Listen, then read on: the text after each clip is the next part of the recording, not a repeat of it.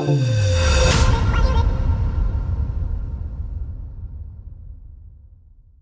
आप एक ऐसा बिजनेस आइडिया ढूंढ रहे हैं जहां आप एक बेहद स्वादिष्ट और लाभदायक प्रोडक्ट को देश ही नहीं बल्कि विदेशों में भी बेच सकते हैं? तो आपकी ये तलाश आज खत्म होती है, क्योंकि आज हम जिस प्रोडक्ट के बिजनेस आइडिया की बात करने वाले हैं वो हार्ट डिसीजेस से लेकर वेट लॉस में भी फायदेमंद सिद्ध हुआ है और इसकी ग्लोबल मार्केट $72.5 मिलियन से भी ज्यादा होने के साथ साथ तेजी से बढ़ रही है। नमस्कार, मैं सुगंध आनंद आप सभी का स्वागत करती हूं हमारे चैनल एंटरप्रेन्योर इंडिया टीवी में। आज हम आपको बताने वाले हैं जीआई टैग प्राप्त सुपर फूड मखाना के बिजनेस के बारे में। तो आइए जानते हैं कि कैसे बेहद गुणकारी और लाभदायक मखाने की प्रोसेसिंग की जाती है और इसका बिजनेस किस तरह से शुरू किया जा सकता है। IIT के टेक्निकल, प्रोफेशनल, इंडस्ट्रियल और स्किल कोर्सेज से बनिए job and industry ready. Download entrepreneur India live app.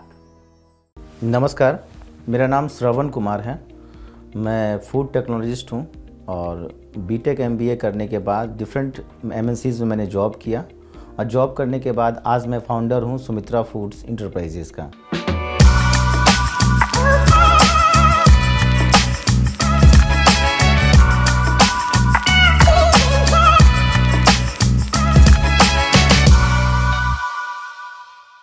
देखिए, अगर रॉ मटेरियल की बात की जाए तो रॉ मटेरियल जो है वो मखाने प्रोसेसिंग, प्राइमरी प्रोसेसिंग जो मखाने का हो रहा है उसमें रॉ मटेरियल गुर्री है आपका, और गुर्री है और उसके बाद पैकेजिंग मटेरियल है। तो वो उसी गुर्री को हम लोग प्रोसेस करते हैं, वही गुर्री पॉपिंग में जाता है। तो आपका रॉ मटेरियल गुर्री है, फिर उस पॉप्ड मखाने को हम लोग पैकेज करते हैं। तो पैकेज करने के लिए फिर पैकेजिंग मटेरियल की हमें ज़रूरत पड़ती है। तो उसमें बहुत ज़्यादा रॉ मटेरियल का वेरिएशन नहीं है मखाने प्राइमरी प्रोसेसिंग में।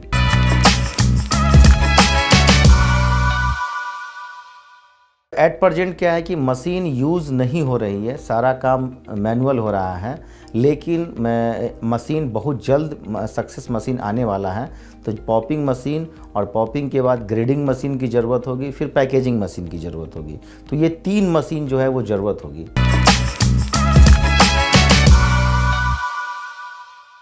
यहाँ बात हो रही है मखाने की कि मखाना कैसे हम लोग मखाने की प्रोसेसिंग करें, मखाना में कैसे वैल्यू एडिशन करें और मखाना को कैसे हम लोग एक्सपोर्ट करें। तो एक्चुअली मखाना क्या है ना कि मखाना का जो एग्रीकल्चर पार्ट है, मखाना का जो प्रोसेसिंग पार्ट है वो काफ़ी टीडियस है। आप ऐसे समझ लीजिए कि स्टिल मखाने की प्रोसेसिंग जो है वो पूरी तरीके से मैन पावर पे ओरिएंटेड है। तो ये सिलसिला स्टार्ट होता है कि सबसे पहले मखाना जो है वो मखाना इसका बॉटनिकल नेम यूरेल फेरॉक्स है और इंग्लिश में इसे फॉक्सनट कहते हैं। मैं यहाँ एक और बातें जोड़ना चाहता हूँ कि बहुत सारे लोग इस बात को लेकर कंफ्यूज हो रहे हैं कि मखाना जो है वो कमल गट्टे से निकलता है। कमल गट्टे से नहीं निकलता है मखाना। और इसको समझाने के लिए मैं आपको एक छोटा सा एग्जांपल देना चाहता हूँ कि जिस तरीके से आप सुनते हैं स्वीट पोटैटो और पोटैटो, ये दोनों दिखने में एक जैसा होता है बट दोनों डिफरेंट प्रोडक्ट है।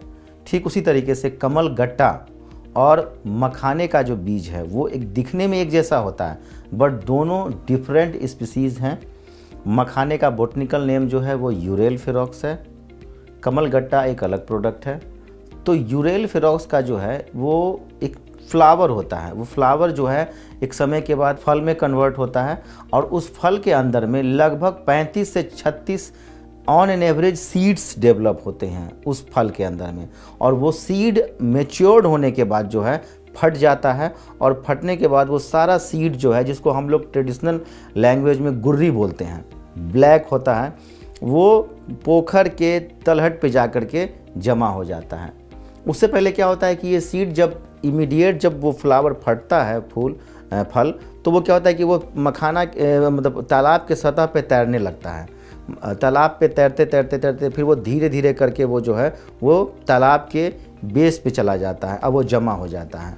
एक सर्टेन टाइम के बाद मेच्योर्ड होता है वो सीड को मैनुअली कलेक्ट किया जाता है। मैनुअली गांजा एक इंस्ट्रूमेंट होता है जो बांस से बना होता है, उस गांजे में उसको कलेक्ट किया जाता है सीड को, और वो सीड बाहर निकाल करके फिर उस सीड जो है उसको हम लोग मैनुअली वॉश करते हैं।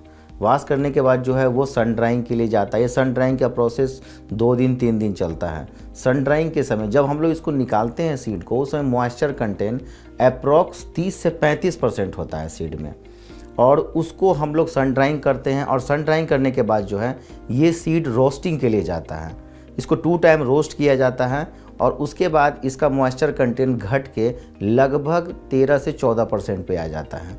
तो इस तरीके से गुर्री को पॉपिंग करके और फिर उसके बाद उसकी पॉपिंग की प्रोसेस होने के बाद जो है हम लोग उसको मखाने में कन्वर्ट करते हैं। पॉप्ड मखाना जब बाहर निकलता है गुर्री से आफ्टर पॉपिंग प्रोसेस, ये सारा पॉपिंग प्रोसेस जो है मैनुअली हो रहा है। अभी ICAR जो है सीपेट लुधियाना कुछ पॉपिंग मशीन डेवलप किए हैं जिस पे अभी भी काम होना बाकी है और उस पर बहुत सारे इम्प्रूवमेंट चल रहे हैं।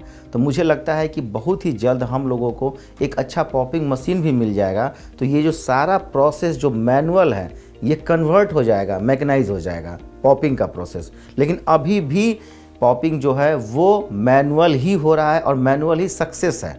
तो मैनुअल पॉपिंग में क्या होता है कि डिफरेंट शेप और साइज़ के मखाने निकलते हैं आफ्टर पॉपिंग, जिसको फिर हम लोग क्या करते हैं, सॉर्टिंग और ग्रेडिंग करते हैं on the basis of their shape and size.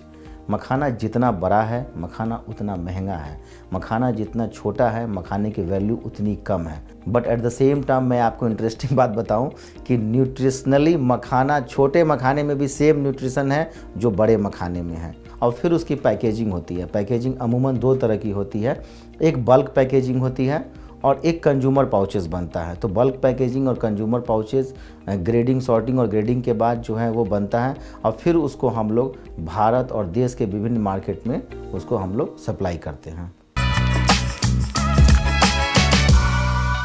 जी, इसमें कम से कम 10 लोगों की ज़रूरत पड़ती है ताकि 10 लोग जो है वो प्रॉपर वे में पॉपिंग कर पाएँ। पॉपिंग करने के बाद फिर उसको जो है सॉर्टिंग, ग्रेडिंग कर पाएँ और फिर पैकेजिंग कर पाएँ। जी, पॉपिंग के लिए सारे वर्कर स्किल्ड होने चाहिए, इवन पैकेजिंग के लिए भी स्किल्ड होने चाहिए। तो अनस्किल्ड आप अगर 10 में से 2-3 हो लेकिन बाकी स्किल्ड होने चाहिए। देखिए, मखाने में क्या है कि उसके रेट में बहुत ज़्यादा वेरिएशन होने लगा है और इस साल की बात करें तो इस साल मखाने के रेट में काफ़ी वेरिएशन हुआ है। लेकिन फिर भी जो मार्केट में, इंटरनेशनल मार्केट और डोमेस्टिक मार्केट में जो मखाने का डिमांड है, तो मुझे लगता है कि 15% 20% का तो आपको मार्जिन मिलेगा ही इसमें। आप स्टार्टिंग अगर आप माइक्रो MSME हैं तो 5000 स्क्वायर फीट से आप स्टार्ट कर सकते हैं। और मेरा हमेशा से ये मानना रहा है कि आप स्टार्टिंग कम से ही करें और फिर धीरे धीरे उसको जो है नीड के अकॉर्डिंग आप उसको एक्सपेंड करें। अगर इलेक्ट्रिसिटी की बात करें तो मुझे लगता है कि 2 से 3 किलोवाट में भी जो है मखाना यूनिट को चलाया जा सकता है। फिर लेकिन मैकेनाइज अगर आप करते हैं तो ये आंकड़ा बढ़ेगा।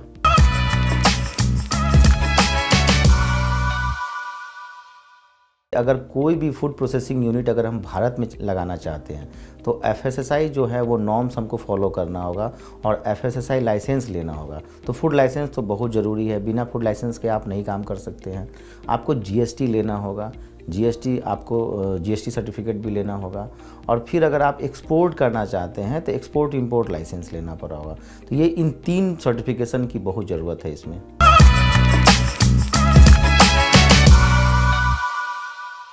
एक्चुअली इसमें काफ़ी कम इन्वेस्टमेंट के साथ हम लोग स्टार्ट कर सकते हैं, क्योंकि इसमें क्या है, मैकेनाइजेशन स्टिल, मैंने बोला भी कि मैकेनाइजेशन नहीं है।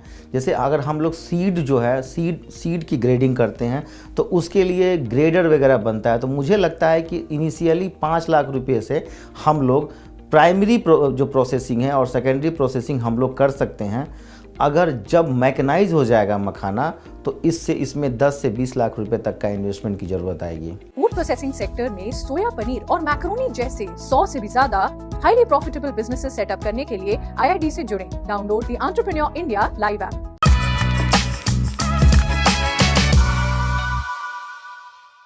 मखाने का फ्यूचर बहुत ही अच्छा है, ये कह सकते हैं, क्योंकि आप ऐसे समझ लीजिए कि मखाना नहीं है, मखाना सुपर फूड है। और जैसे जैसे अभी तक हो क्या रहा था कि लोग मखाना को जान नहीं रहे थे, लेकिन जैसे जैसे लोग जान रहे हैं मखाना को, उसके न्यूट्रिशनल वैल्यू को जान रहे हैं, वैसे वैसे मखाने का डिमांड काफ़ी तेज़ी से बढ़ा है। तो आप ऐसे समझिए कि मखाने का तो फ्यूचर ज़बरदस्त है और मखाने के वैल्यू एडेड प्रोडक्ट का फ्यूचर उससे ज़्यादा ज़बरदस्त है। और देखिए, जैसे यूरोपियन कंट्रीज़ हैं ना, वो लोग क्या करते हैं, स्ट्रगल कर रहे हैं फैट फ्री प्रोडक्ट के लिए। मखाना फैट फ्री प्रोडक्ट है। तो यही कारण है कि यूरोप में मखाने की डिमांड बहुत तेज़ी से बढ़ी है।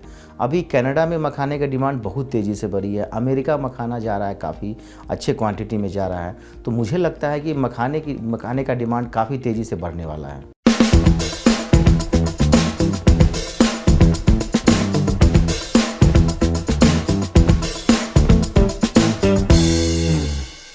मुझे बहुत खुशी होगी कि आप मखाने के बिज़नेस में आएँ, क्योंकि देखिए मखाना एक ऐसा प्रोडक्ट है ना, सुपर फूड है। आपको प्राउड फील होगा कि आप एक सुपर फूड का बिज़नेस कर रहे हैं। तो अगर आपको लगता है कि आपको भी मखाना सेलर बनना है, मखाना को प्रोसेसिंग करना है, आइए हमसे जुड़िए।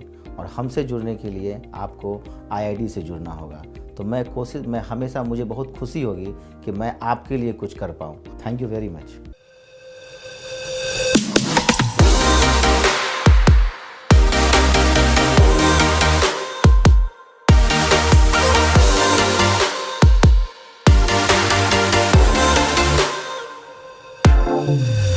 तो आज की इस इंडस्ट्रियल डॉक्यूमेंट्री में हमने आपको मखाना प्रोसेसिंग के बारे में बताया कि किस तरह से मखाने की प्रोसेसिंग की जाती है और आपके खाने के लिए मार्केट में किस तरह से इन्हें सप्लाई किया जाता है।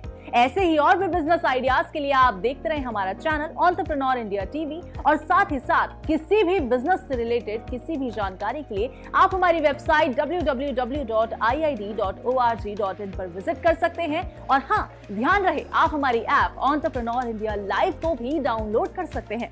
बिजनेस से रिलेटेड किसी भी क्वेरी के लिए आप हमारे कॉल सेंटर नंबर पर कॉल भी कर सकते हैं। तब तक के लिए आप देखते रहे हमारा चैनल। धन्यवाद।